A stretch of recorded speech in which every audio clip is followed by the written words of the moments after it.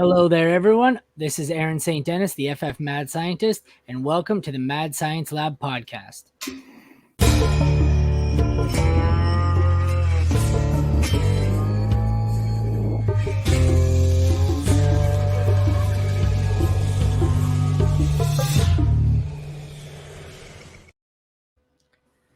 Today we will be continuing on the My Thoughts on My Team series, and here to break down the Dallas Cowboys is Bo McBigtime, Bo McBrayer.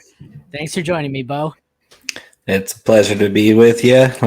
Talk about my favorite team that keeps breaking my heart since I was a little kid.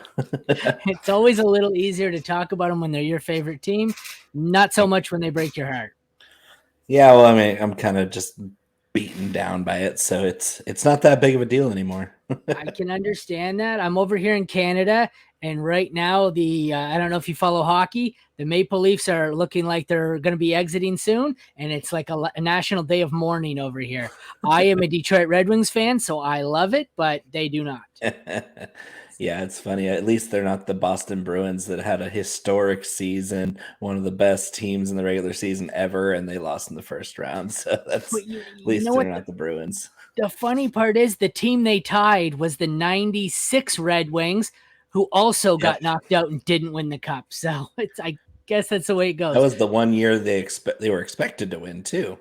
Yeah, and I believe if 96, that was I can't remember if they did it in 95 when they got swept by the Devils in the finals, or 96 when they lost to the Avalanche in the conference finals. But either way, this is not a hockey podcast. I don't know how I've sidetracked us damn Canadians. So, all right, without further ado, actually, would you like to tell everyone where they can find your work? Almost forgot. You can find me on Twitter at Bo_McBigtime. Most of what I do on social media is on Twitter, so you check out my food porn and my dynasty takes, my Debbie takes, all the way to campus to Canton. I'm starting to recruit high school players now for my C2C drafts, and of course, I'll throw out some info and my opinions they're strong and spicy either way. I don't put it out there unless it's going to be something with a lot of conviction. So I typically like to throw stuff out there that is, I mean, always biased, but at least it's biased to what I feel. That's the way to be, especially on Twitter. They're gonna drag you over hot coals anyways. You might as well go down fighting with your guns. So. Oh, and it's so much fun to fire them up too. I had to learn to just walk away. I just had to walk away. You sit there, you find yourself arguing in chats for 4 hours with idiots you've never met in your life, and you're like, wait, I'm gonna go play with my kid. I don't care what this guy thinks. So that's true. All right. Well, without further ado, let's get right into the old lineup here. If I could bring the darn thing up. There we go. Pretty easy quarterback room to break down. That would be starter Dak Prescott. And as a Cowboys fan, I'm sure you hope to never see Cooper Rush at all. Dak Prescott, where do you have him ranked? Top somewhere 6 to 8, 6 to 10? Yeah, I think he's firmly in that second tier where you're not expecting top 5 numbers consistently out of him, but he's going to have a couple spike weeks where he'll go off for 400 yards and 4 touchdowns, and then you're like, oh, that's awesome. But he's a top 10 quarterback in the NFL, and it's a pretty solid bet that he's going to stay around that range for the rest of his career. He's just a really solid player. We haven't seen it come to fruition in like real football sense of where they make the playoffs, but they are not going very deep. Maybe because the team around him is not that good. They get a lot of hype because they're the Dallas Cowboys. Dak Prescott is never the reason they lose, but he's often the reason they win. And I really like him as a player. As a person, he's second to none. But yeah, as far as fantasy goes, he's a solid top 10 quarterback that you would love to have on your dynasty team, especially as maybe a super flex QB1 with another one in the same range as your QB2. Yeah, it's funny you mentioned that. And some of the super flex startups I've done, I've been getting a whole lot of it's been him, Tua, and Lawrence. I've been able to stack the two of them. I'm going to have a lot of them this year, especially like even in single QB. I find everyone's overreacting to what happened last year. The top 5 or 6 quarterbacks are flying off the board earlier than ever before. But that particular range of Dak, Tua, and Lawrence, are, everyone just kind of takes a breather and they move on. And I get that group a couple rounds later, and it's wonderful. So I'm get going to be this. all in. Get this. I just had a super flex startup draft where I had the 102. I ended up getting Patrick Mahomes, and Dak was there at 211. So that was my start. I was okay with it. So you're going to start with, at very worst, 2 top 10 quarterbacks, possibly 2 top 6, top 8. Good Lord, you're going to be spotted a 25-point lead most weeks just out of the gate. Yeah, That's I'm not horrible. going to mention the other values I got. It was the team's going to crush people. It's going to hurt some feelings. That's awesome. That is awesome. Moving on to a slightly more interesting running back room. I mean, it shouldn't be. This should be the Tony Pollard show. I've heard a lot about how they don't know. They seem to not know if he can hold up to the workload. So that brings us to the backups of Malik Davis, possibly Deuce Vaughn, even though he's really tiny. Rojo, he's got to be gone by training camp, right? What are your thoughts here? He won't survive training camp. No, Let's just say that's what that. it seemed I pointless. think what they tried to do a lot last year was kind of find places for some of their special teams players. Like we found that Noah Brown was a little banged up, so they went to Kavonte Turpin out of the slot a couple times He later was in the good. season, just to see what they had as a ball carrier. I can see a similar kind of role for Deuce Vaughn because the Turpin experiment on offense really didn't work. He's an amazing kick returner, but as far as being a wide receiver, he's just not there at that level. Deuce Vaughn as a weapon with the ball in space can be useful. I don't really see him as a running back. He's more of like that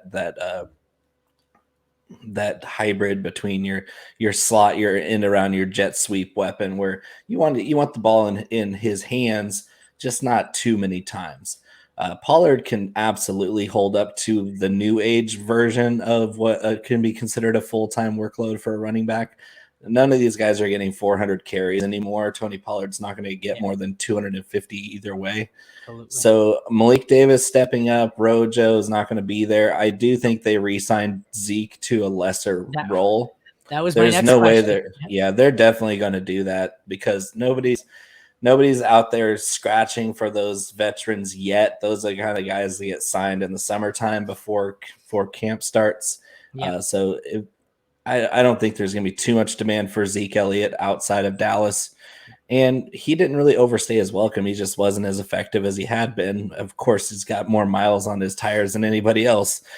I think that tandem it continues to flip back in that Tony Pollard thing that we saw the second half of last season. It was extremely effective. Tony Pollard is one of the most explosive ball carriers in the entire league. He showed it last year. He finally got the chance to show it. I've been saying it his entire career. And look at me. I'll pat myself on the back for knowing Tony Pollard's a stud since he was a rookie. And now Kellen Moore's out of town. Maybe he'll actually get some receiving work. You read my mind, though. I was going to say, who do you think will be the number 2? Malik Davis, Deuce Vaughn, or do you think they bring Zeke back in? Yeah, apparently you think Zeke will be back in the picture here. That's probably I do, big at news, least a short yardage back, goal line back. He's extremely good at that still. He just can't take too many more touches. Like, he's just not the same guy he used to be, but he's still good between the tackles. He's still a great pass protector. They're going to want him in certain situations as a veteran presence. He's definitely a leader of that team. So, yeah, I don't mind them bringing Zeke back on a 1-year deal or a 2-year deal with a 1 year out. Because this is a very thin depth chart, really. If you look at the entire team, offense and defense, it's a very thin roster. You think maybe he could have a role similar to kind of Jamal Williams minus the 17 touchdowns? Bring him in as the hammer at the goal line. Well, that's kind of what he was last year, really. He scored double-digit touchdowns. Pollard did too, but he was scoring from distance, and he was scoring on wheel routes and things that Zeke can't do anymore. Yeah, Zeke did not do that at all. That's for sure. If it was 2016 Zeke, that offense might not have been able to be stopped. Yeah. But because it was 2022 Zeke, it was just a shell of his former self. Tony Pollard is extremely talented. I don't know that they're ever give him more than 250 carries.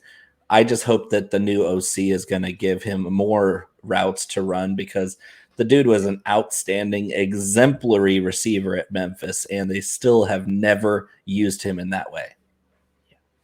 All right, moving on to a kind of peculiar wide receiver room. We have undeniable stud CeeDee Lamb. We have perennially undervalued yet possibly over the hill Brandon Cooks.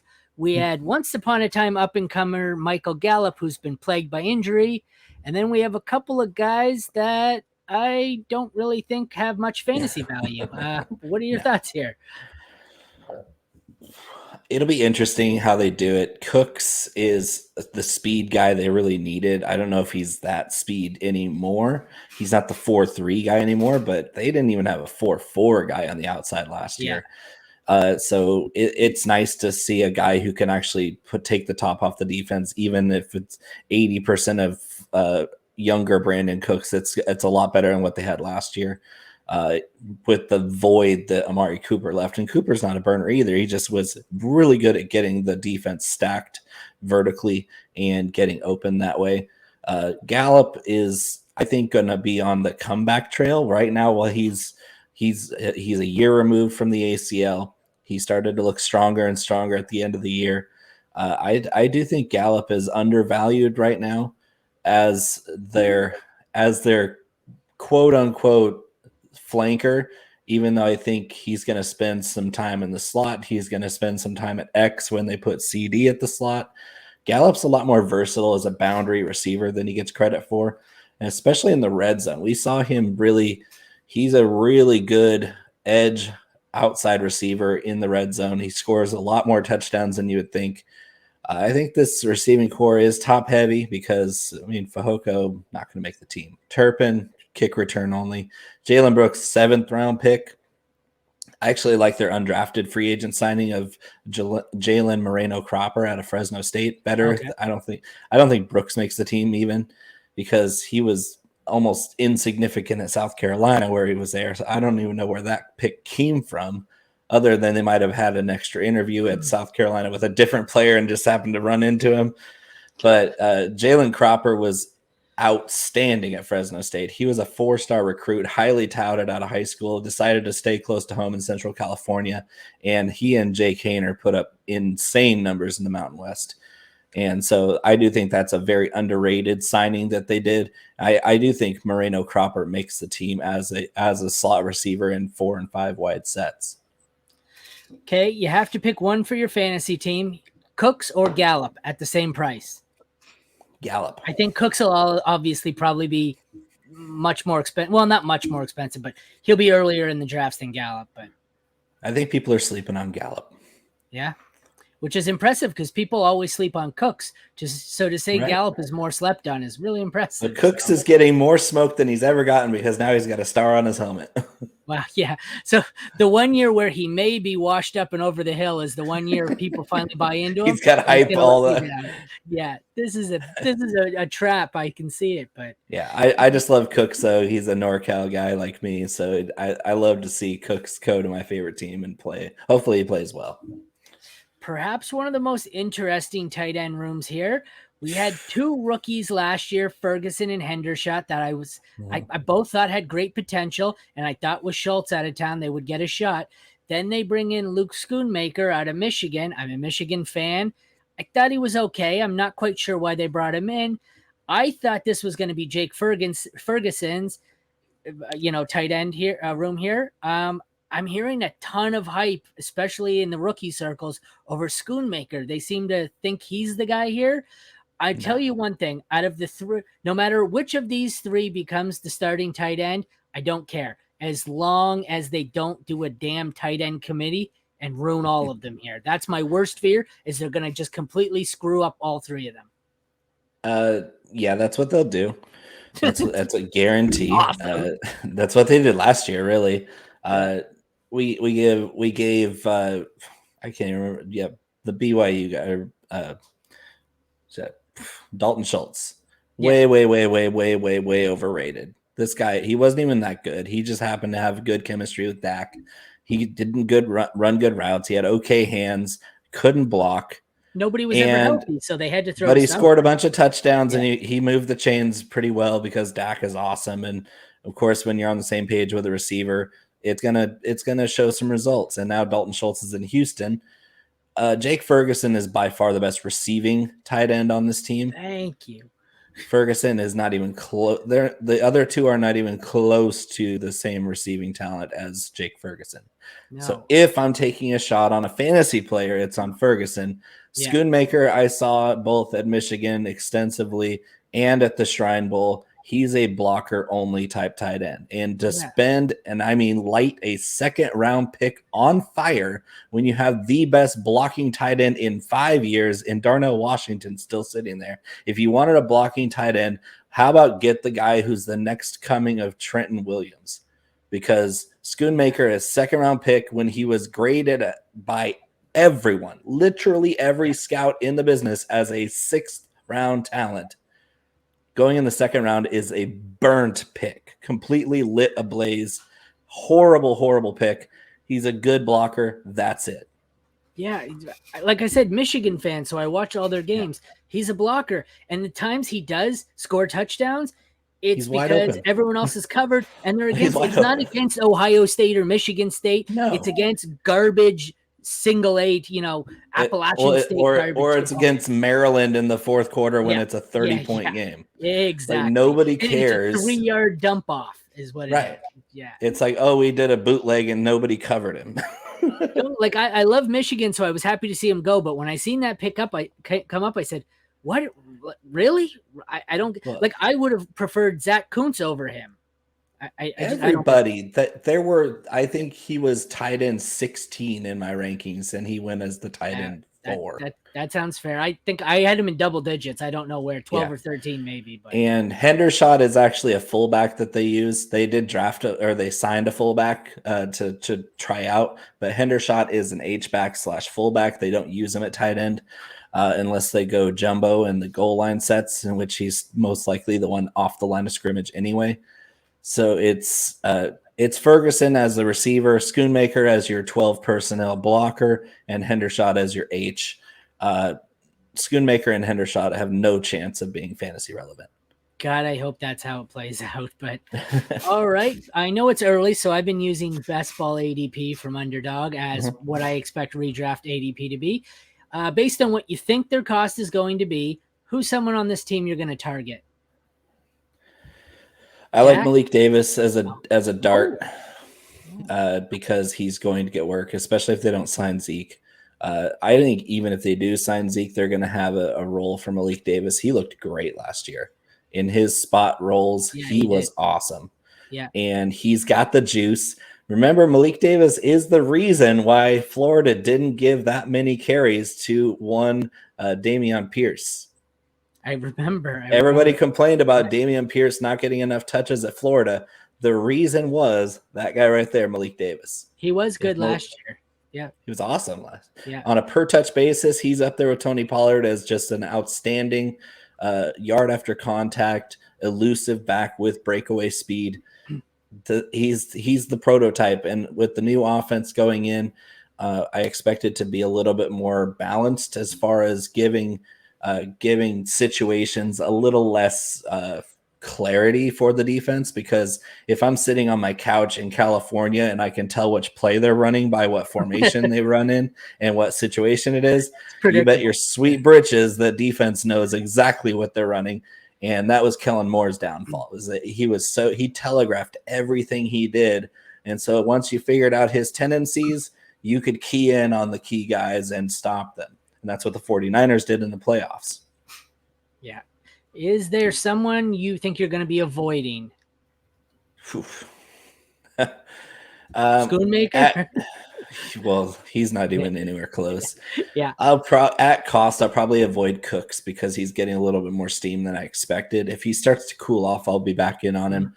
But this offense is underrated. I'm curious to see what they look like on the field with the new coordinator, new play caller, being McCarthy calling plays allegedly. I hope that's not the case because he's as vanilla and bland as it gets. There's a reason they ran him out of Green Bay after he won a Super Bowl with them. He's not good, and we actually still, after all these years, don't actually know what he does as his job.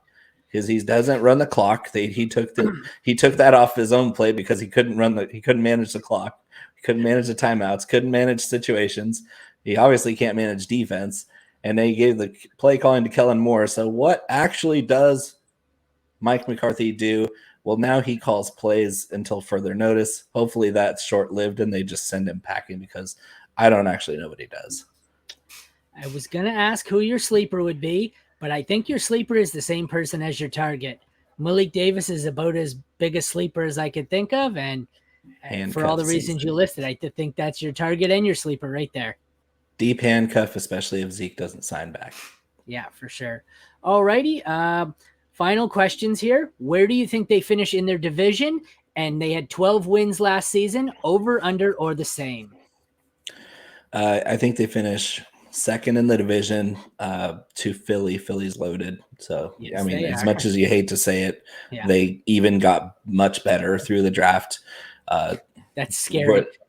And everybody makes a huge deal about the 3 Georgia defenders that just fell right into their lap just amazingly.